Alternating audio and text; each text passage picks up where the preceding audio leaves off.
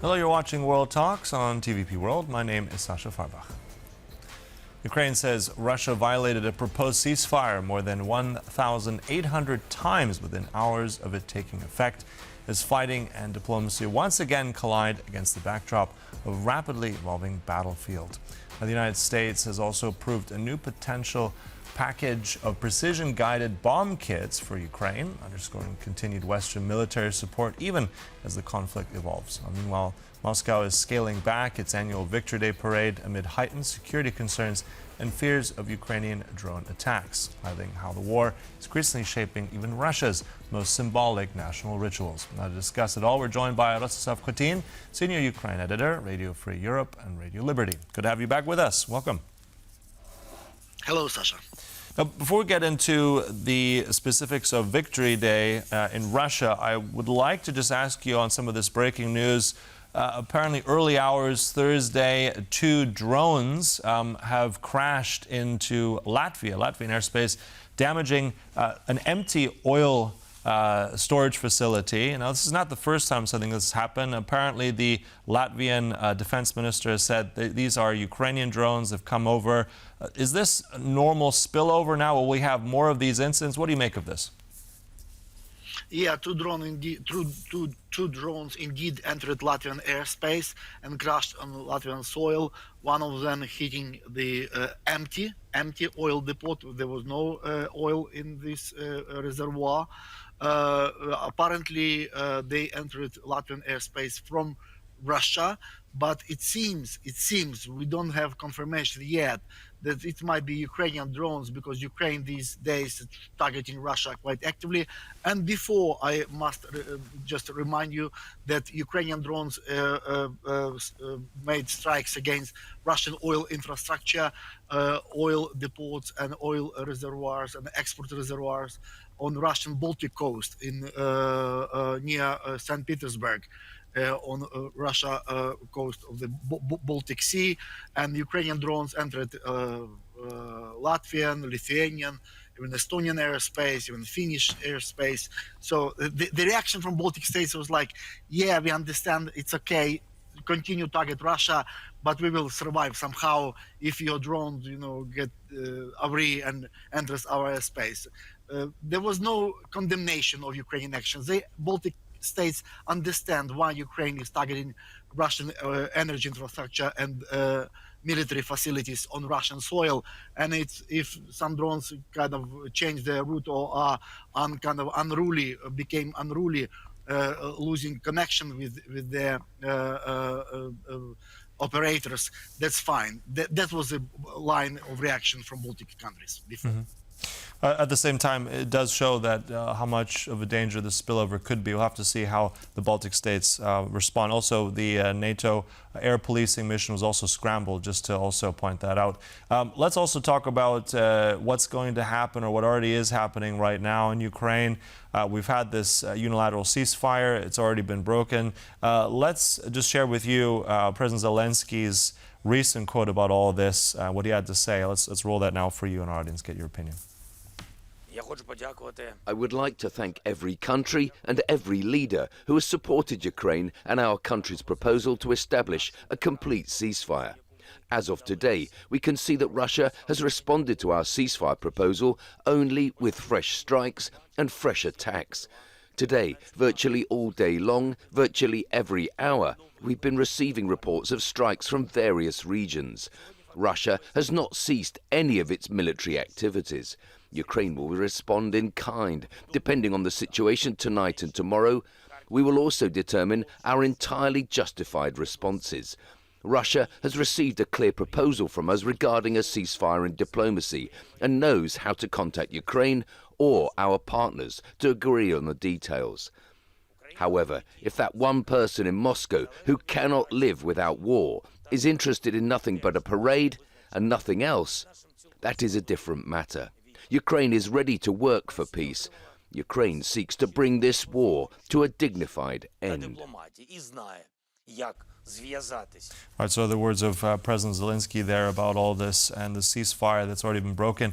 What do you make of where we are right now? Do you think that Ukraine will now honor another kind of ceasefire? I mean, Russia's already basically said they want it only for their special day on May the 9th. So where we are with this? What do you think is going to come next because of all this?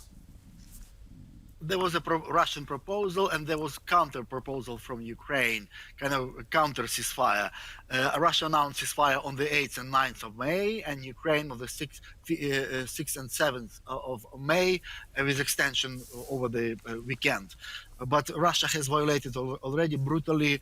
There were skirmishes, fighting on the front lines, especially near Pokrovsk and in Donetsk region, and near Gulay-Pole in Zaporizhzhia.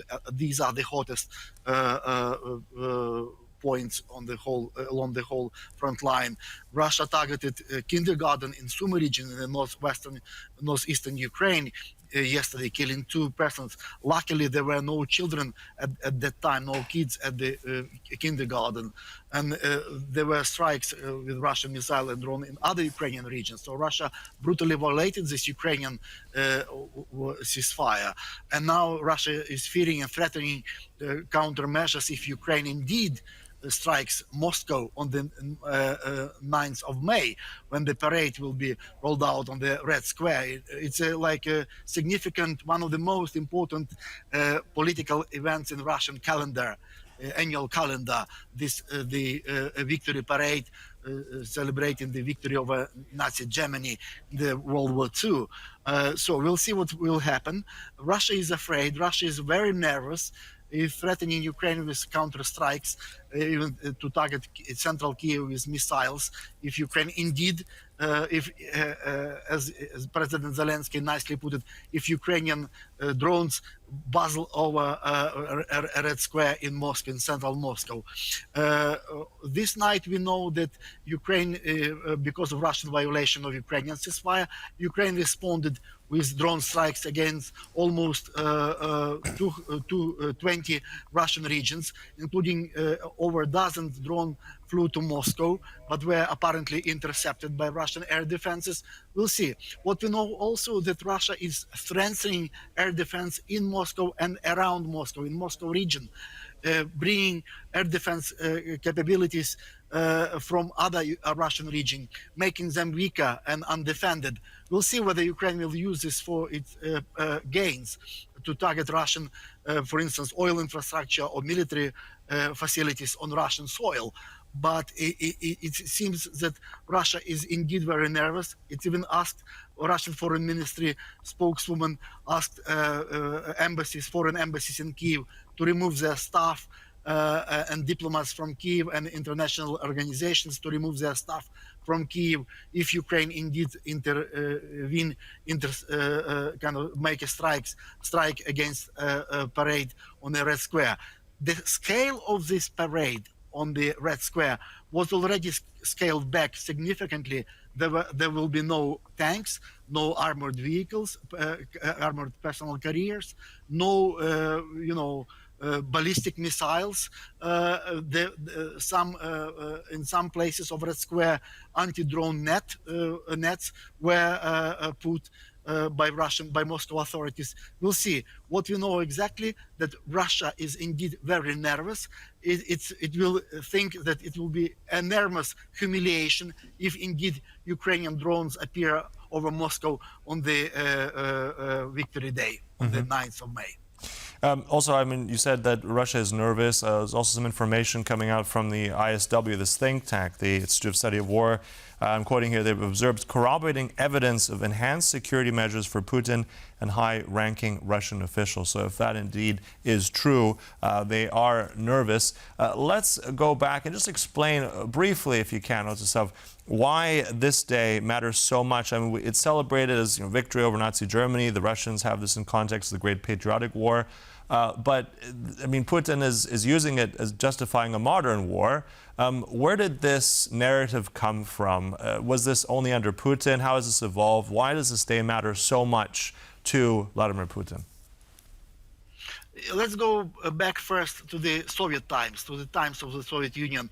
There were no annual parades on the Red Square in the Soviet times. Only on, like if there was a jubilee, kind of 20th anniversary, 30th anniversary, 40th anniversary, and so on and so forth. But Putin made this kind of as a part of Russian political and national identity. These parades are now annual events.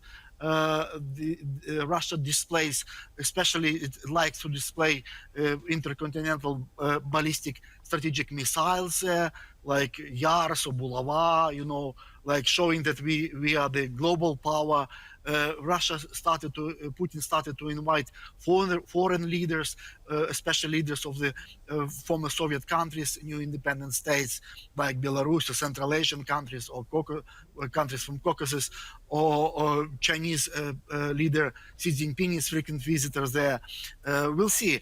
But it became a part of, Putin promotes it as a part of Russian pride and Russian dignity. It's part of Russian national identity now, because probably Russia has no other things to be proud of, nothing to display. Economy is in extremely bad shape, social problems, unemployment, inflation, war in Ukraine made Russian population poor. There are no significant achievements on the battlefield in Ukraine. So Putin has nothing to show off except for this parade. But this year, because of fear of Ukrainian strikes, drone strikes, Russia scaled back significantly its military parade on the 9th of May. Yeah, and indeed, also, I think the attendance will be sparse. As far as I know, even a close, let's say, friend and associate, Robert Fico of Slovakia, is in Moscow, but he won't be at the parade. So another blow, I think, to Putin. Look, we'll close it there. Thank you so much for all that. Rostyslav Khotin, always a pleasure having you with us. Thank you. Thank you, Sasha. And thank you for watching, but stay tuned right here on TVP World for more news and commentary. Goodbye.